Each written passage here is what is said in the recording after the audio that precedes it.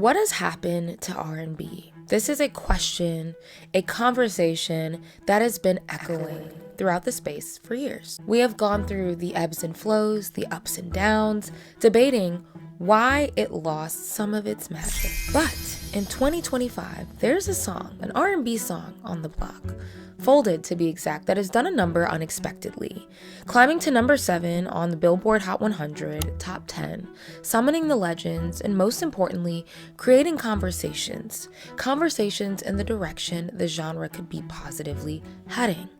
A sense of optimism I have not seen in a long time. When we see new R&B tracks organically smashing the charts, everything is cyclical, but it's important to look at spurts of cultural moments and find a way, how does that fit into this whole puzzle piece? Where fans are speaking up, labels are responding, and artists are saying, no more, I want better. Is this the light at the end of the sleepy R&B tunnel? Let's talk.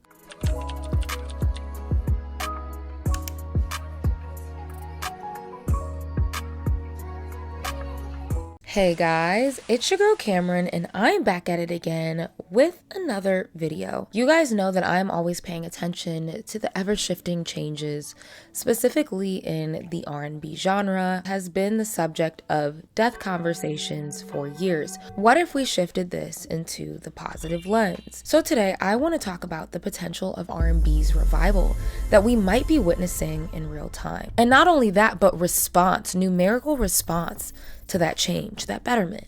Thanks to several songs as case studies of sorts, Folded by Kehlani being a #1 catalyst for this shift, but also for today's video, and the rise of artists like Leon Thomas, Coco Jones, Giveon, Halle Bailey, Destin Conrad, and Flo, all contributing to this broader conversation. A lot of Grammy nominations just released, and although you could argue that some of the other categories were kind of whack, a lot of people said this was a bad year in music. In the R&B category, I actually thought that there was a lot of heavy-hitting contenders, a couple sneaks, but there were actual artists, good R&B artists being rewarded for the work that they've done this year. There's a level of optimism being experienced, and the revitalization of a years-long drought. Is effort cool again? Hit that subscribe button down below if you'd like to see more commentary content just like this video. And without further ado, let's get right into the video. Let's go. So let's start with the evolution of R&B, respectability, and charts. Yes, charting will be a part of this conversation, not because it is the end-all be-all. When you're looking back historically at major shifts and changes, numbers as well as cultural impact is kind of how you measure what people respond to. And so R&B, like any genre, has had to shift, adapt, and react to the audience's responses. R&B has gone on this interesting evolution through the charts, right? Constantly fighting for its respect and its purity within the mainstream. How much do I compromise? How much do I make palatable without completely sanitizing the genre? And the sanitization, I think, is where we started to really get, and we have been there, I would say, throughout the 2010s. There was like a heavy sanitization. If we go back to the dawn of Billboard, we really see R&B only charting on the Harlem Hit Parade in 1942, circa 1942. And it went by several different names throughout the years. But we did see a commercialization of it and crossover as early as the 50s and 60s. We see R&B making its way to the pop charts, thanks to the Motown machine learning to re-engineer it for the mainstream while keeping the soul at its core, making it more sonically clean for pop radio, however. Their motto, the sound of young America. Before we really get into the swing of things, some of you guys who have been rocking with me for a minute and watching my videos know that I moved to a new city last year. And something that people do not talk about, depending on how far you move, you may have to or want to change doctors because of the distance and convenience, right? And that's something I had to do. For example, my dentist, the office I had been going to for years and years, I built comfortability. It's a little too far for my liking, and I feel like I'm not able to keep up with the maintenance because of the distance. However, I loved the staff. I created a great rapport, so it was almost like a heartbreak, especially for someone like me that needs to be comfortable with my doctors, with my care team. Yes, I have been actively in the process of finding a dentist that is closer to me A, somebody that I like, B, someone who understands my nervousness around the dentist, and C, is good at what they do. When it comes to finding a new dentist that fits my need, I use today's sponsor, ZocDoc. ZocDoc. It's a free website where you can compare high quality and network doctors. Choose the right one for your needs and click to instantly book an appointment. And ZocDoc isn't just for one type of care. They have more than 100,000 providers across nearly every single specialty. From primary care to dental health to eye care to urgent care, mental health, dermatology, you name it, you can most likely find a specialist or specialty on ZocDoc. It's the one-stop shop for all of your healthcare needs. No need to call the doctor's office and wait on hold either. ZocDoc lets you do everything online to your comfortability. It's ridiculously easy and organized, making the process much smoother and less overwhelming. Heartbreak is when you find a doctor you think you'll like, but then they don't take your health insurance. On to the next, back to the drawing board, right? But you can adjust your filters on ZocDoc to make sure you find those who do take your insurance, doctors that fit your medical needs, and doctors in your area. I found my primary care physician as well as my dermatologist through ZocDoc, as I've told you guys before, and one of the most valuable things in helping me make that decision were the verified patient reviews. And I don't play when it comes to reviews, so yes, I am looking every single time. There's ratings on the wait time, detailed doctor profiles. This way you can get a true sense of the doctor and the office before you even step foot into their practice. The best part is you can see doctors' actual appointment bookings and schedule a time that works for you. You know how it is. Sometimes you call an office and they can't see you for 6 months. 6 months out. And you're left sitting here saying, what am I going to do? But ZocDoc kind of gives you a bit of that power. You can see the schedule. You can feel empowered to make the best choice, the best timing for you. And ZocDoc appointments happen fast, typically within 24 to 72 hours of booking. So you can even score same-day appointments. So stop putting off those doctor's appointments and go to ZocDoc.com/Cameron, also linked in the description below, to find and instantly book a top-rated doctor today. So thanks again to ZocDoc for being today's sponsor. Now let's get right back into the video. And this evolution has continued as decades have unfolded, right? The late 80s, early 90s, we're seeing a melding of the two genres. Hip hop in the late 70s, early 80s is starting to really shape itself as a genre, creating its pillars. And the introduction of New Jack Swing in the 90s was really the amalgamation of hip hop and R&B coming together, right? Adopting to a hip-hop style, whether it's visually or sonically. Teddy Riley said it best, still keeping like those harmonies intact, vocals intact and out of focus. However, there was still yearning, a lot of passion, sliding down the wall, rain coming down. You guys already know the typical tropes that really carried and solidified R&B not only as a rich genre, but also I think in the 90s it found a great balance between like the commercialization of it all, making it kind of palatable, still putting a lot of vocalists at the forefront. But the early 2000s is where we really saw this shift. So a lot of popular music in the early 2000s, Black artists, R&B artists, and hip-hop artists were dominating the top of the Billboard Hot 100. We were not just relegated to our own charts, but it was really becoming popular culture. And with the digital age, I really think hip-hop, it found its footing and it became a global sensation phenomenon. Not even the streaming era, but the digital age took place where people could now download what they were responding to. It was not just solely reliant on radio spins and radio play. One thing you may notice, however, with the commercialization of hip-hop and rap, it becoming a lot more popular, R&B artists tried to start meeting it where it was at. We often start seeing R&B packaged with hip-hop. Hence, as early as 1999 and 2005, Billboard adopting the hot R&B/hip-hop songs onto one chart. If you have not noticed that, R&B and hip-hop within our biggest charts are categorized together. And you could argue, yes, they're derivative of similar rhythms. R&B has been around longer. Then it's like they become melded and it's kind of homed and housed together. Not the worst thing in the world, but when a lot of artists are being dually inspired, a new genre is being birthed out of that. You have the trap souls, you have the Drakes of the world, in which I've talked about in more detail in my other videos. But There has been this debate, and I'm very curious to hear your thoughts on this below. The claim that hip hop and rap commercially killed R&B over the years, not only because it's heavily merged with commercially R&B, but while more fundamental R&B tracks that have intros, bridges, instruments, harmonies, riffs, runs, belting, it received less radio play on the pop charts, decreased listener value in the mainstream, and it had taken a stark turning point to where artists who were doing that weren't really getting platformed. They were getting dropped from labels. They were getting sidelined. On the flip, we can now look at this journey in full up to 2025, where a few weeks ago, it was reported that there was no hip hop or rap song in the top 40 of the Billboard Hot 100 chart for the first time in 35 years. That was on the week of October 29th. While I think a lot of this was rage bait and it was fear mongering, there's nuances here. Luther was actually dinked off of the charts, and the reason why it was dinked off of the chart and this news was reported is because Billboard had changed its rules. Okay, there was a rule change, but they took that headline to roll out this new rule. Arguably problematic in itself, and I'm not trying to use this news as a way to celebrate the shift in hip hop's reign or dominance. But would we be lying if we said a lot of people are feeling like hip hop has become regurgitated in the mainstream? It's the same people talking about the same things with the same producers and the same beats. And that could be a whole conversation on its own.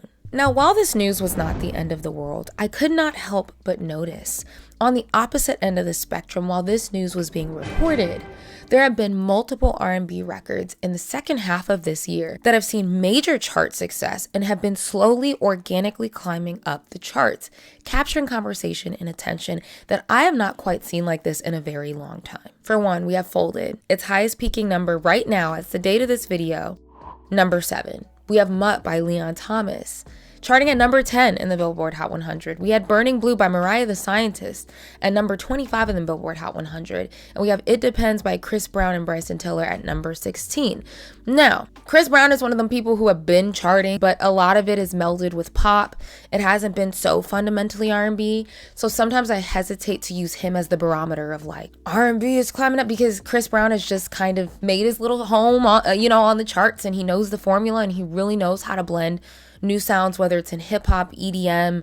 But to see certain artists who have not yet achieved these feats start seeing this, specifically with Folded, Kehlani, and Mutt with Leon Thomas, who has been working for years on years on years, I think it says something. I know Folded has been nominated for 2 Grammys, and Leon Thomas's album Mutt has been nominated for a Grammy, as well as I think he's been nominated for 6. And we've had people like this year, Coco Jones, Duran Bernard, Giveon, Flo, being nominated for these R&B categories. And I feel like these are some serious talent. Like, this is serious talent right here. Now, even if some of these stats change, inevitably change, organic growing R&B tracks that keep some fundamental elements at the focus that are actually receiving response and praise. So let's talk about it. Kehlani and the Folded phenomenon. I have been an avid Kehlani listener for about 11 years now. And I'm someone who has been bumping While We Wait 2 mixtape for the past year. So when Folded came out in June 2025, I was on it. Of course I thought the song was great. It was more matured. I think there was even more hunger that I could hear in her voice.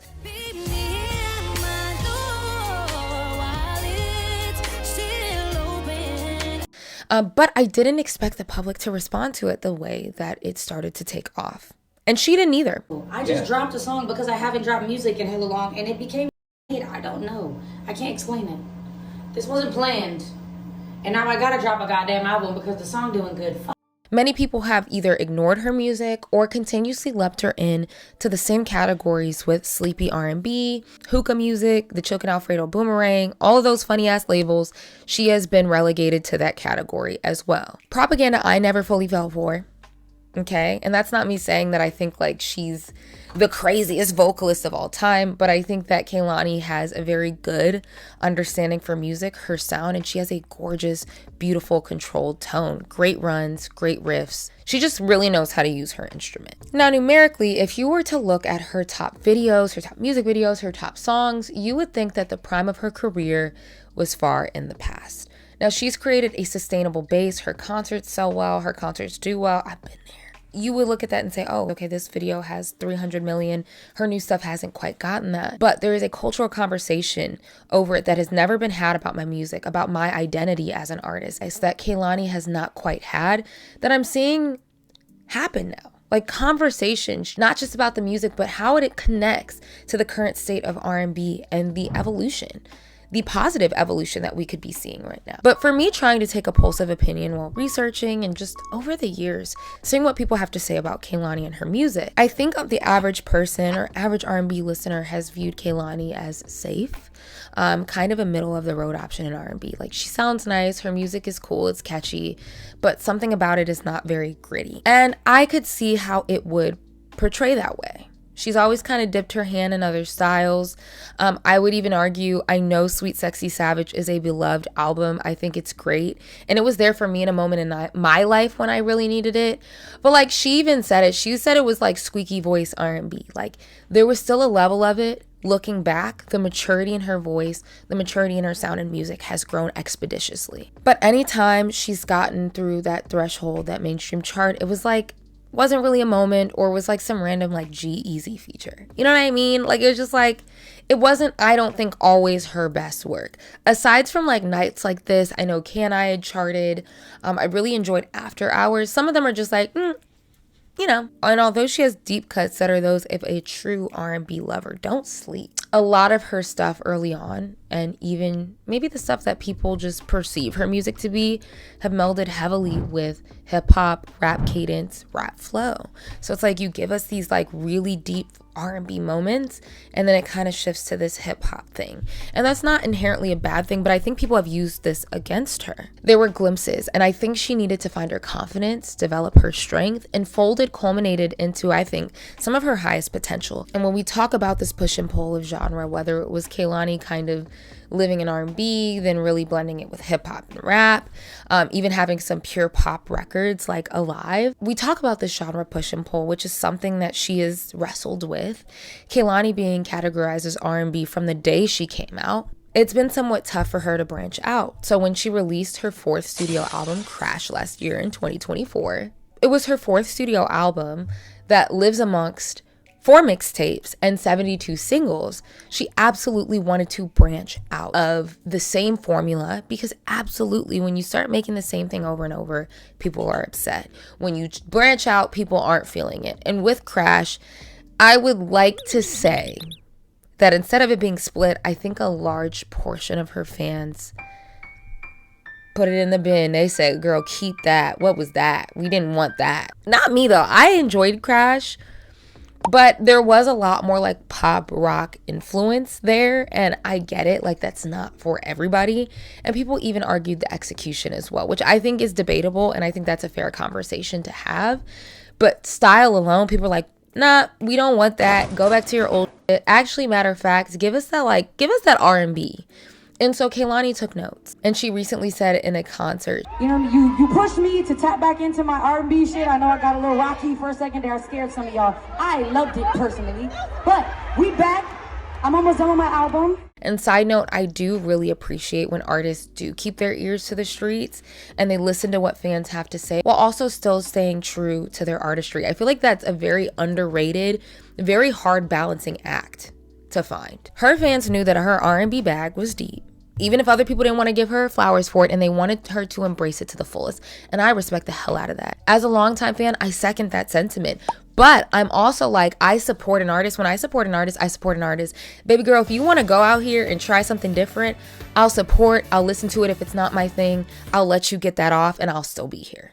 You know, but other people were just not, they were very vocal about it. So after some reflection and studio playtime, it culminated into While We Wait 2. And that then translated into her lead single for her next album, Folded, to enter this new era, right? Representing something much greater than just the song itself, but a moment, a movement, a conversation shift. Because yes, I do think that this moment might be considered that impactful, especially when this album comes out. And I want you guys to think about the fact that Kehlani has been 11 years deep into her career at this point. Her highest performing song being an organic growing hit, 20 weeks and counting on the charts, an R&B record released in the summertime, slow organic growth for 20 weeks.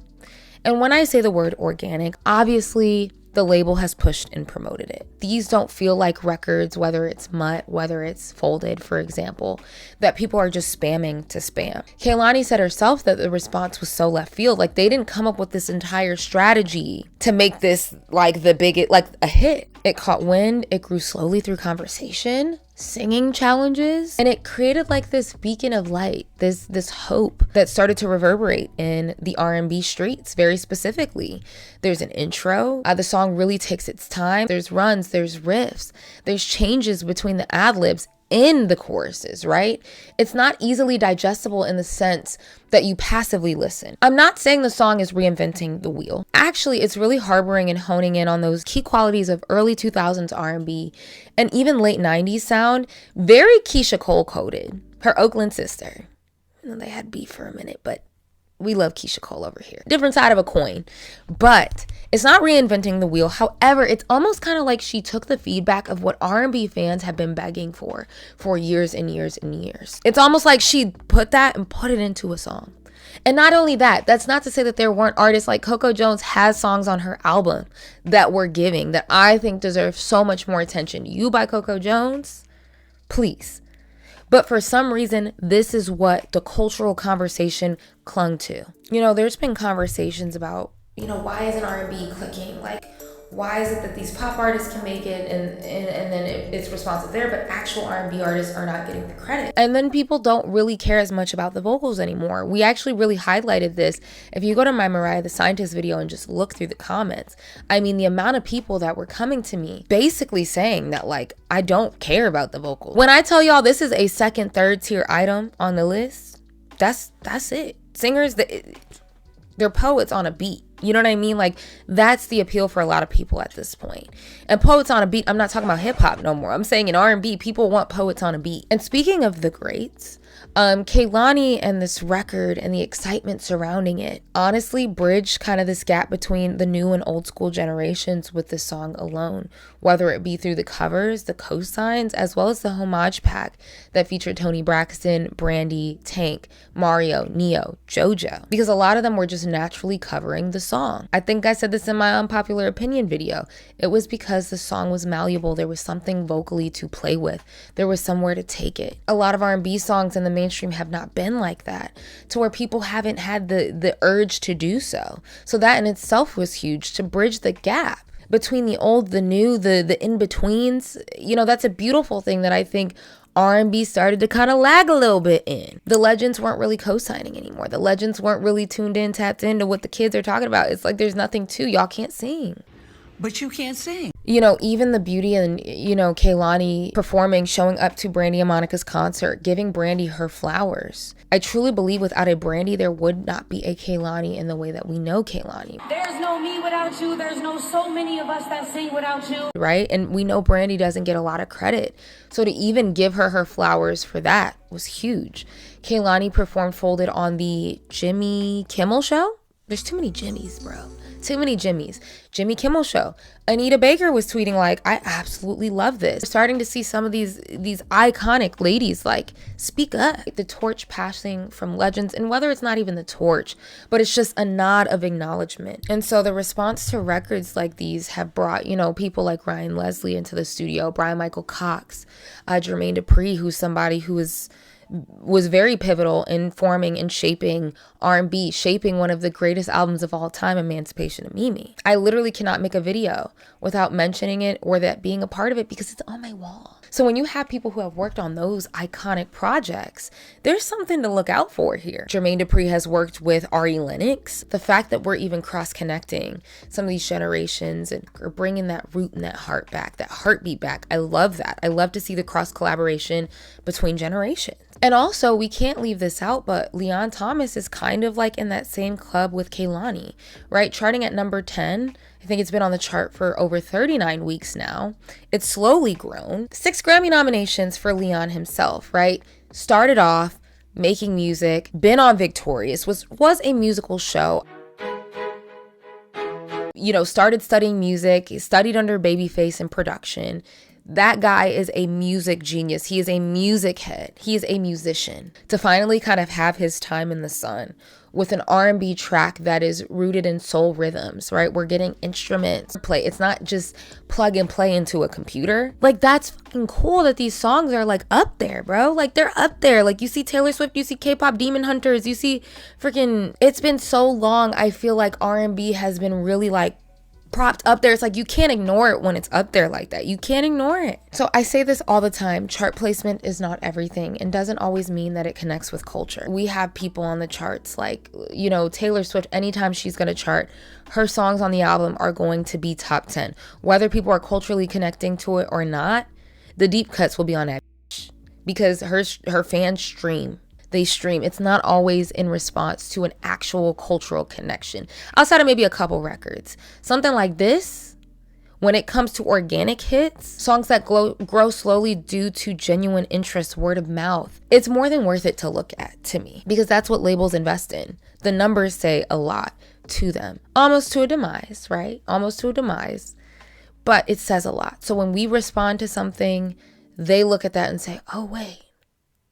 Maybe like people are with this and we've gaslit ourselves into thinking that like people don't. If we respond to records like this, they're most likely to sign and push more artists that are making music like this. Get them those Jimmy Kimmel spots, get them those late night show spots, get them those festival performances. So to me, I'm like, are we maybe nearing out of the era where R&B artists have to give us an up-tempo moment or super nonchalant toxic vibes to get some play or some attention? Because I think there's several artists that have voices on them, but like they keep deviating or they use the auto-tuner. I know Queen Naija is somebody to me. I think she has like a gospel-like voice. She has a couple songs that do that, but she runs from it. And I get it because it's not really performing, but she runs from it. And I'm like, maybe could this shift the tide to where people can feel like, hey, I can embrace this part of me and still be commercially successful and not have to shape shift too much from like my artistic integrity and my artistic vision. And so I do think that this could potentially revitalize or put some energy into full-length music, not just made for TikTok quick consumption, something to sit down, enjoy, and most importantly, experience. Like the way we experience a movie, the way we experience, you know, a dance concert, the way we experience visual arts. Something I can listen to and sonically get lost. I think that's something that has been missing a lot. And, you know, when we think of Out the Window that just released, that's Kehlani's second single from the album that's been doing very well. It's a long song. It opens with a beautiful soundscape, wind rustling. Like it sets you up. You kind of feel like you're in a little movie. And I know, you know, this is random, but Coi Leray, I think she did an interview with Big Boy and she talked about it. The shift. Folded. It's fresh. Kehlani, Folded. It's probably one of the greatest songs I've heard in so long. And the reason why it's so great is because, one, she has an amazing voice. Yeah. But she's able to give you a story from beginning to end. And you're able to go ahead and have so many different parts of the song to where you can do the hook. That's 3 different moments, even which is so silly of me to act. 3 different moments. I could make 3 different videos to that whole song and they not be the same challenge or not feel like the same video. So it's just about making great quality, longevity music, not fast, quick hits. More hip hop, not really R&B at all. But her main hype was built off of TikTok virality and hypeness. And I think her label leaned on that too much to where she's trying to grasp for straws and find the puzzle pieces to bring it back together again. Because I think she lost a lot of her identity trying to chase the TikTok hits. A TikTok song where it's like the hook, the chorus is purposefully made the most memorable or most interesting because that is all that people are going to know. It goes nowhere. There's no climax. There's nothing. Jay Stevens actually kind of talked about the climax, the bridge, that there were a lot of people telling her for her new song, Boyfriend Forever, hey, the bridge should really, like, could that be the song like the whole time? And she's like, no, that's not the point. The point of the bridge is to take the song somewhere else. It keeps you engaged. It keeps you listening.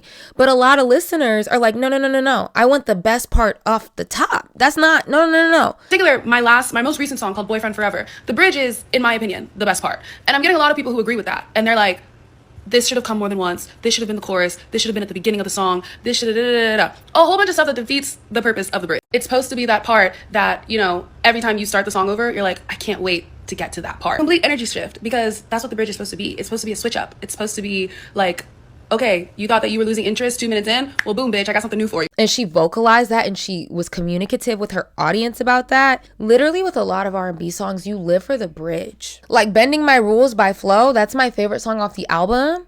I live for the bridge. I wait for the bridge. That is, the outro is the best part of the song. It's the reward of the song.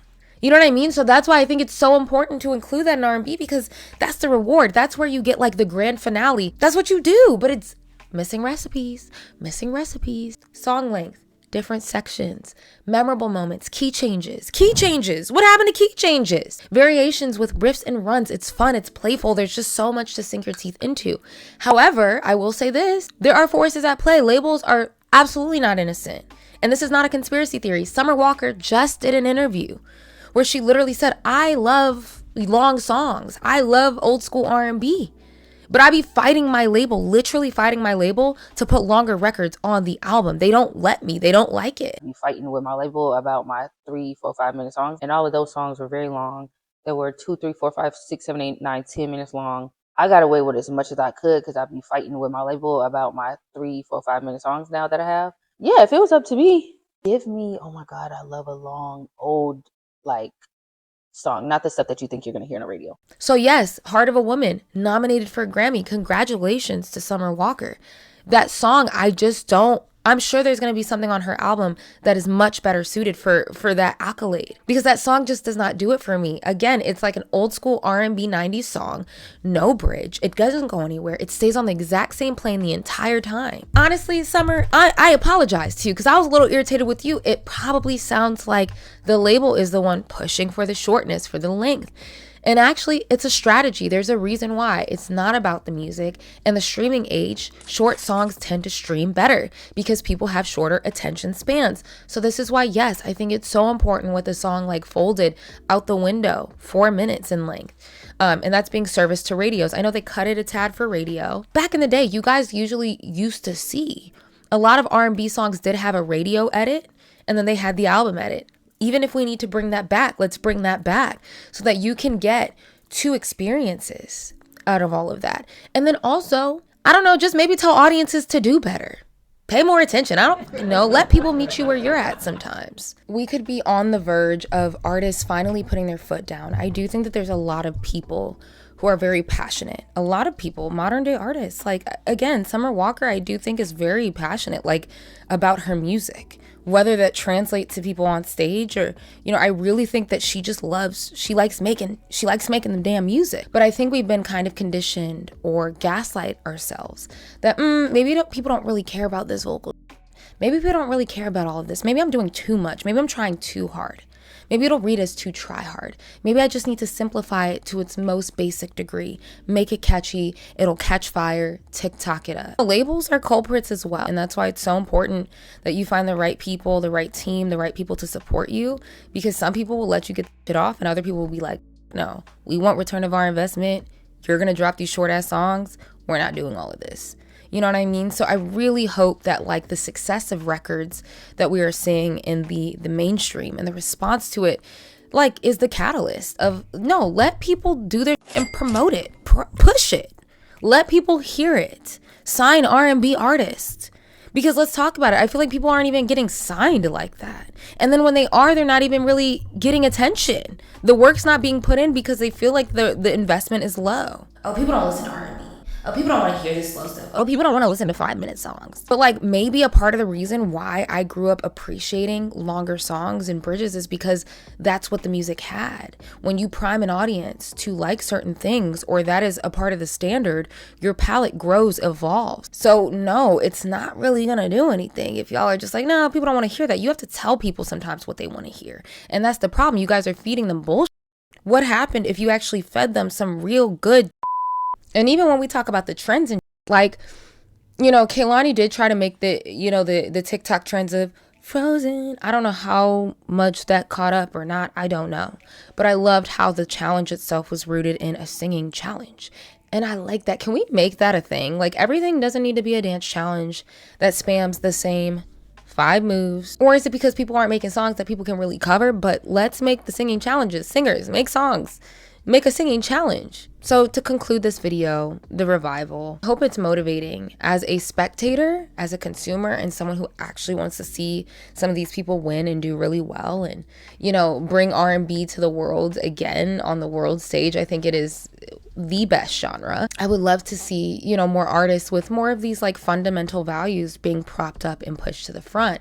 Shout out to Coco Jones, her album. I would love to see her win the Grammy for it, but that has been one of my most played albums this year. I thought it was an excellent body of work. Halle Bailey, I just listened to her new album. I thought it was a really solid, thorough body of work, top to bottom, right? The narrative, the storytelling, the unconventional melodies paired with her siren-like vocals. I heard that Giveon has a really, really good album out. I need to check that out. And even with the Grammy noms, I said Folded was nominated for 2 Grammys. Flo's AAA was Grammy nominated. I thought that was an excellent album. Destin Conrad, Tiana Taylor was nominated for a Grammy. I love to see effort and talent rewarded, especially in R&B spaces. Seeing people get rewarded for quality is so important to the overall health of the genre. And I know you guys say, well, you guys let other people be mediocre in other genres, and that's true, but like, that's not this. I want excellence. I want excellence. I do. I want to see that the older I get, the more mature I get, the more that I do want that music to grow and evolve with me. So like some of the same R&B that I was listening at like 16, like the Toxic, I was like, I look back and I'm like, it hasn't aged well. It hasn't aged well. And the only reason why I like it is because I connect to it from like, where was I in my life? Nostalgia reasons. It's not because the song stood the test of time or it was a genuinely good track. You know what I mean? It's not really saying much. I even think it's more important in the age of, you know, AI artists. Actually, fuck that. I shouldn't even be calling it an artist. Whatever the robot, whatever the hell you want to call it. The girl behind Xana Monet did a interview with Gayle King recently, and she was like, look, I just want to let you guys know I'm a black woman, da da da. Zanaya is an extension of me, so I look at her as a real person. But you can't sing.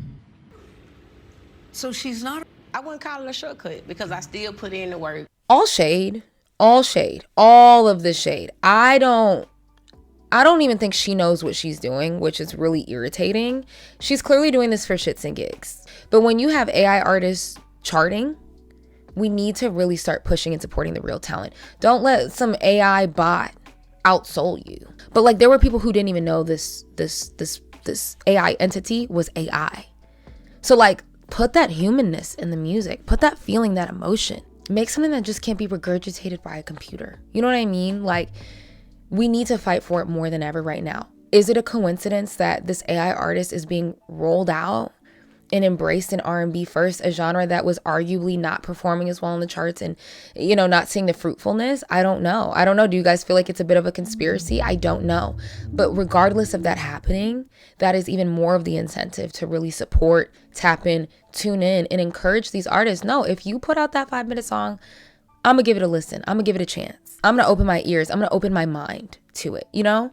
And so with Folded, with, you know, Mutt, with the Leon Thomases, the Kailanis, and what we are seeing, the shift, it's like these are people who are listening to what R&B fans have been saying for years and are putting it to practice. They are receiving the rewards, whether those seeds took 10 years to plant and it took them to have to go some places in their career to finally get it and make it happen. You know, I think it's a symbolism, it's symbolic, and I'm very excited to see what happens. So let me know what you guys think. Some of you guys may say, this is just a little blip on the timeline, but the response I've been seeing around it, the conversations and circles I am in, I have not seen the response to an R&B track like this, maybe since like Money Long's Made for Me. Yours and Hours. I think Money Long is also very, very talented. But let me know your thoughts. Hit that subscribe button down below, and I would love to continue this conversation. Make sure you guys click the link in the description to book a top-rated doctor today with ZocDoc.